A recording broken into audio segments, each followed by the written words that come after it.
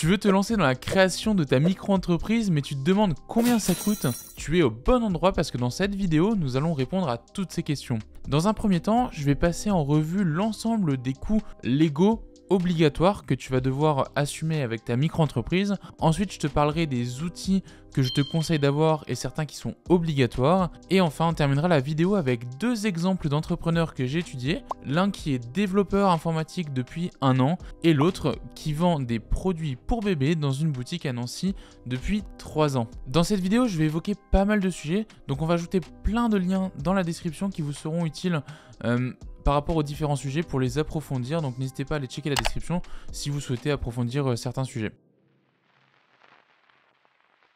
Bon, on va commencer par la base de la base, la création de la micro-entreprise. Depuis 2024, tout se fait sur le site de l'INPI via un guichet unique. Il faut savoir que la création de la micro-entreprise est gratuite, à une seule exception près, les agents commerciaux qui doivent payer environ 24 € pour des frais d'immatriculation auprès du greffe de tribunal de commerce. Une fois qu'on a payé sa micro-entreprise, on va pouvoir maintenant travailler et facturer nos premiers clients. On va donc passer les différents frais légaux qui vont survenir après cette création d'entreprise. Et le premier, c'est les cotisations sociales URSSAF. Pour faire très simple, les cotisations sociales de l'URSSAF, c'est un peu l'équivalent de ce que vous retrouvez entre votre salaire brut et votre salaire net quand vous êtes salarié. Ça va être toutes les assurances chômage, assurance maladie, maternité, paternité.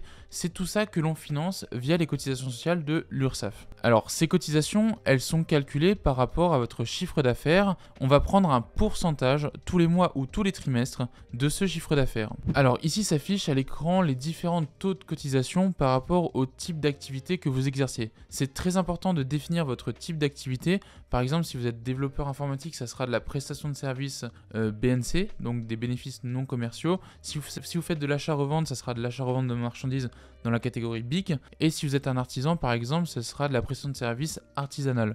Pourquoi c'est super important? Parce qu'en fait, les taux que l'URSSAF va vous prélever sur votre chiffre d'affaires vont être différents en fonction de ces types d'activités. Et pour notre développeur informatique, on voit que ce sera par exemple 24,6%. Et pour quelqu'un qui fait de l'achat-revente, on va tomber aux alentours de 12%. Pourquoi les taux ils sont différents? Parce que tout simplement, la marge que vous allez faire sur votre activité va être différente si vous avez besoin d'acheter énormément de marchandises pour faire de la vente ou pas du tout. Il y a aussi une histoire de caisse de retraite sur lesquelles vous allez cotiser. Enfin, il y a vraiment beaucoup de choses qui rentrent en compte, un peu comme un salarié qui serait cadre ou non cadre par exemple. Quelque chose qui est super important de savoir par rapport à ces cotisations sociales URSSAF, c'est que pour la première année, quand vous vous lancez, vous avez la possibilité de prendre l'ACRE. Alors l'ACRE, il y a quelques conditions pour être éligible. Je sais par défaut que par exemple une personne qui a entre 18 et 25 ans sera éligible d'office à l'ACRE. Cet ACRE vous permet tout simplement de diviser par 2 le montant des cotisations sociales que vous allez payer à l'URSSAF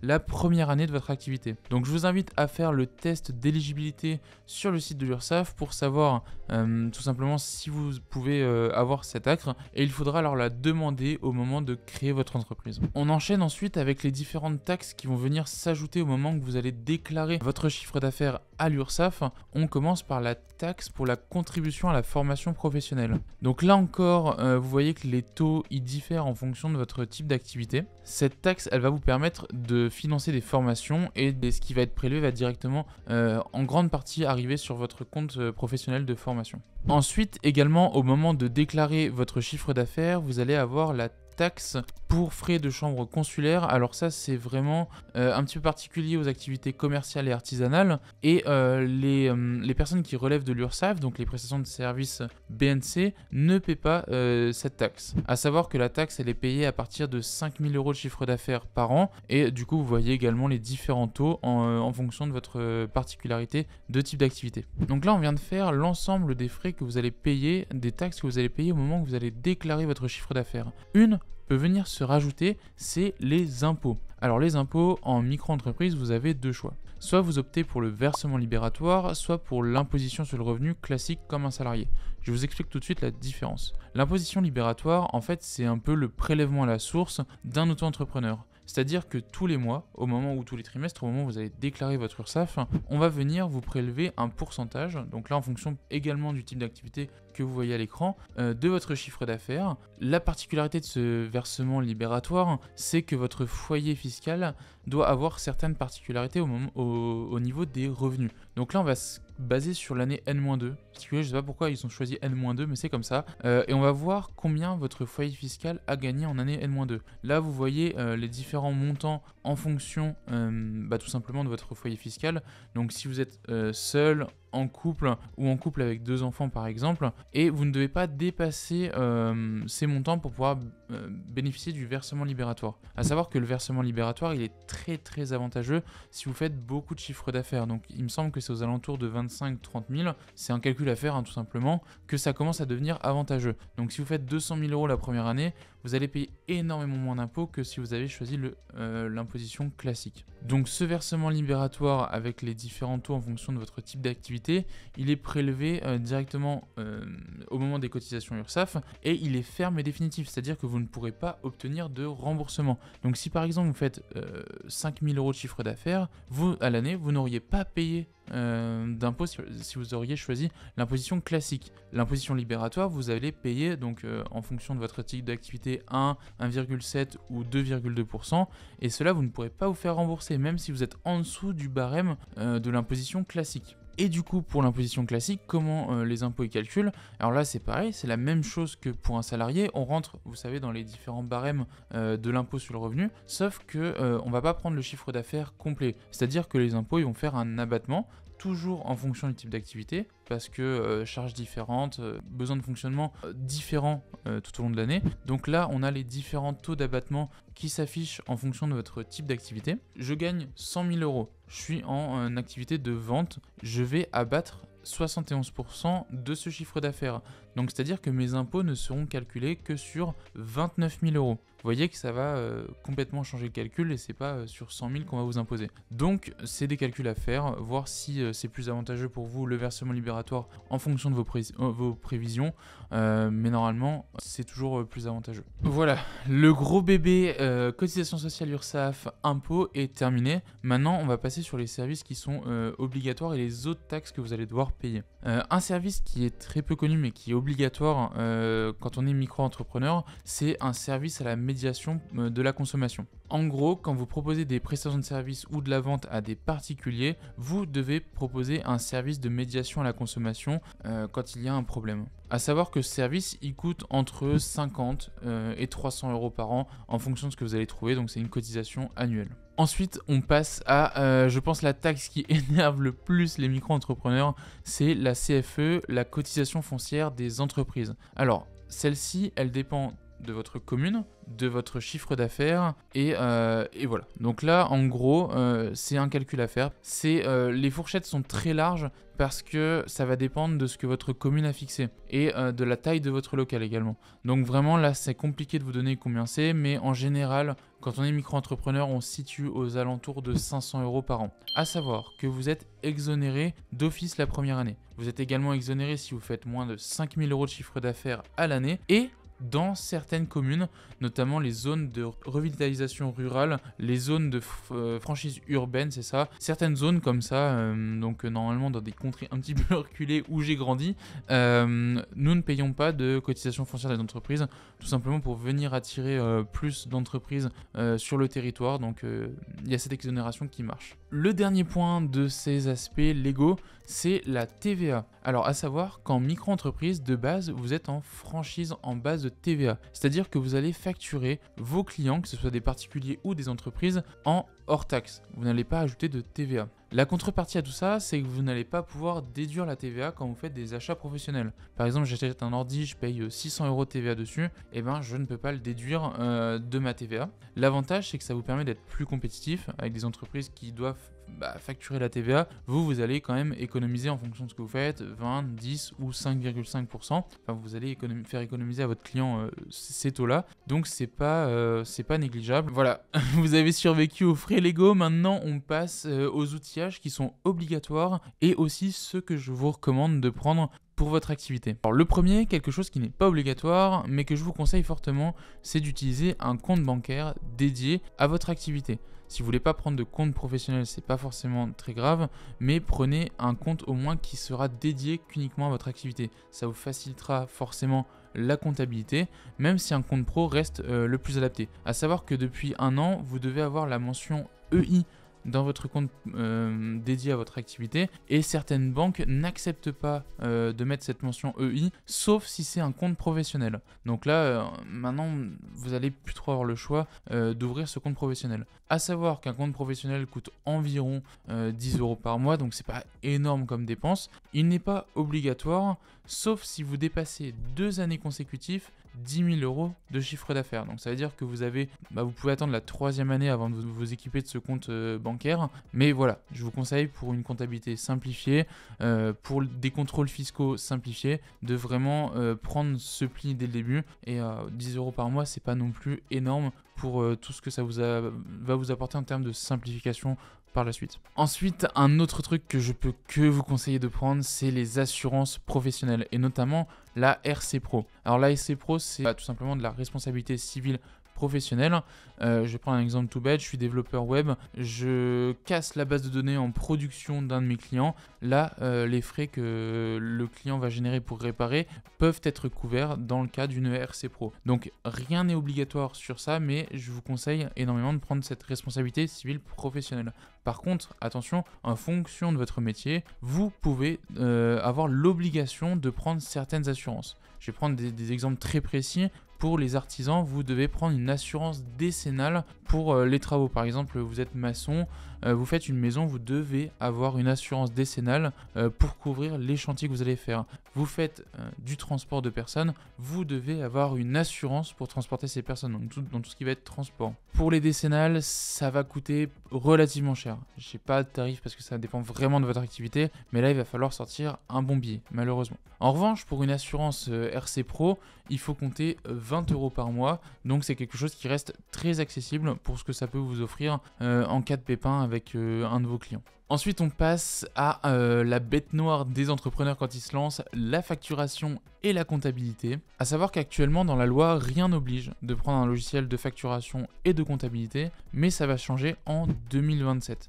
Pour tous les micro-entrepreneurs, vous aurez l'obligation d'émettre des factures électroniques à vos clients, notamment vos clients professionnels. À savoir qu'une facture électronique, c'est pas simplement un PDF, c'est une facture qui est structurée où un ordinateur peut lire l'ensemble des données qu'il y a dans la facture. Donc des factures sur Excel, sur papier, ce sera terminé. Vous serez obligé d'avoir un logiciel pour facturer vos clients. Et je ne peux que vous conseiller de prendre Abi pour réaliser votre facturation et votre comptabilité en micro-entreprise. Abi, c'est un logiciel de gestion pensé pour les indépendants autour de 2 piliers principaux qui sont la facturation et la comptabilité. Le module de facturation va vous permettre de créer des devis et des factures de manière gratuite et illimitée, ainsi qu'entretenir votre base d'articles et de clients. Le module de comptabilité va vous permettre de générer vos livres comptables obligatoires de manière automatique, qui sont les livres des recettes et le livre des achats. Nous allons même vous permettre d'automatiser complètement votre déclaration à l'URSSAF, ainsi que votre déclaration de TVA. Un gros gain de temps pour tous les indépendants. Et donc Abi, vous pouvez commencer votre activité gratuitement. Vous avez une offre qui vous permet de faire des factures et des devis de manière illimitée gratuitement. Et vous pouvez avoir des options supplémentaires, donc ça vous coûtera environ 20 € par mois pour débloquer l'ensemble des fonctionnalités du logiciel. Ensuite, dans cette partie outillage, vous allez avoir les charges fixes et les charges variables qui vont rentrer dans tout ça. Alors, les charges fixes et les charges variables, c'est tout simplement charge fixe tous les mois, charge variable, ça va dépendre de votre activité. On peut retrouver dans les charges fixes notamment votre loyer, votre abonnement internet pour faire fonctionner votre activité, votre abonnement téléphonique. Donc ça, c'est des dépenses qui sont facilement anticipables. Et dans les charges variables, vous allez tout simplement retrouver les frais de déplacement, les frais de nourriture si vous invitez un client en restauration par exemple. Vous allez devoir donc anticiper ces coûts en fonction de votre activité. Sachez qu'au début, normalement, on essaye de réduire au maximum ces charges fixes et ces charges variables pour lancer son entreprise. Et voilà, on vient de passer en revue l'ensemble des frais que vous allez devoir payer en micro-entreprise. On se retrouve maintenant avec 2 exemples concrets. Le premier, Jérémy qui est développeur depuis 1 an et Margot qui vend des articles pour bébés à Nancy dans une boutique. Et pour ces 2 exemples, donc Jérémy qui fait 15 000 € de chiffre d'affaires sa première année et Margot 80 000 € de chiffre d'affaires. Alors, au niveau des frais de création d'entreprise, donc tous les deux ont payé 0 €. Ensuite, pour les cotisations sociales URSSAF, Jérémy, lui, va payer du coup le taux des prestations de services BNC sur ses 15 000 € et Margot, elle va payer sur les 80 000 €. Donc là, on voit que ça fait quand même une sacrée différence en fonction du chiffre d'affaires. On a 3 690 d'un côté et 9 840 de l'autre. Ensuite, on a la taxe, comme je vous l'expliquais dans les exemples, de contribution aux formations professionnelles. Là, pareil, le taux est différent en fonction des activités, donc vous voyez, il ne paye pas exactement la même chose.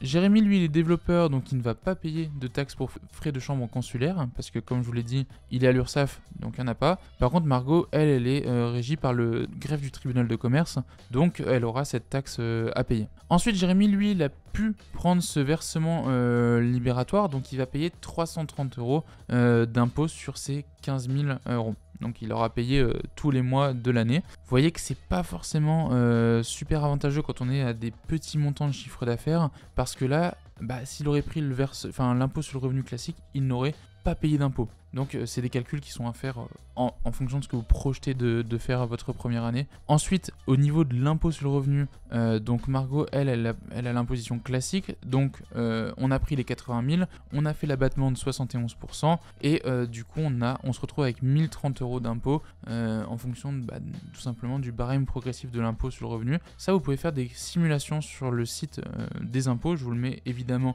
en description. Ensuite, Jérémy, lui, ne facture qu'à des professionnels, donc il n'a pas de service de médiation à la consommation, et Margot, elle en a trouvé un à 100 € à l'année, donc elle doit payer tous les ans cette contribution. La CFE, comme je vous l'ai dit, Jérémy, lui, c'est sa première année d'activité, donc il est complètement exonéré, et Margot, elle, en fonction de son chiffre d'affaires et à Nancy, on a pu estimer qu'elle allait payer 1 000 € cette année-là. Jérémy, lui, il a fait le choix de ne pas avoir de compte bancaire dédié, donc 0 €. En revanche, Margot, elle, pour faciliter sa comptabilité, étant donné qu'elle fait un volume quand même assez important, elle a pris ce compte bancaire qui lui coûte 216 € à l'année. Pour rappel, les montants sont annuels. Ensuite, Jérémy, lui, quand même, vu qu'il fait des manipulations souvent en base de données chez des clients et tout, pour ne pas risquer sa vie, il prend une assurance RC Pro et Margot, elle a également pris cette assurance RC Pro et elle a pris une assurance multirisque pour son local si jamais par exemple le local prend feu,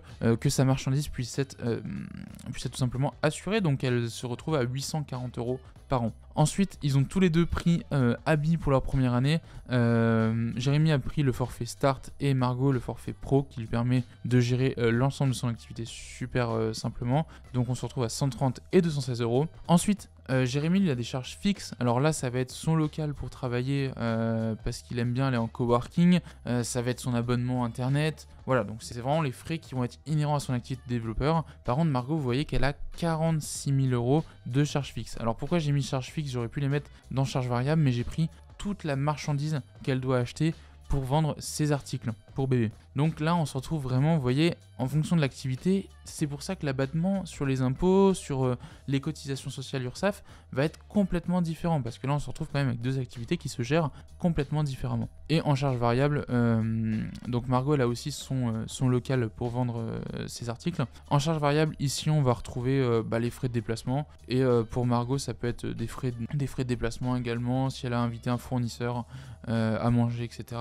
On a quand même pas mal de choses. Donc on se retrouve pour Jérémy avec 15 000 € à 5 000 € de coût total annuel et Margot 59 534. Ce qui nous donne un montant qui va aller directement dans leur poche de 10 000 € pour Jérémy. Donc là on a vraiment un montant après impôt, après charge, vraiment il n'y a plus rien à payer. Jérémy lui il a gagné 10 000 € par an et Margot elle a gagné 20 466. Ce qui fait pour Jérémy une rémunération de 833 et pour Margot de 1706 €. Voilà, j'espère que ces explications et ces 2 exemples très concrets vous permettent d'y voir plus clair dans l'estimation de vos coûts pour votre micro-entreprise. Si vous avez des questions, n'hésitez pas à les mettre dans l'espace commentaire, j'y répondrai avec grand plaisir. N'hésitez pas également à vous abonner à la chaîne d'Abi, on sort plein d'informations, plein de tutoriels pour les micro-entrepreneurs, donc je me ferai un plaisir de vous retrouver dans une prochaine vidéo.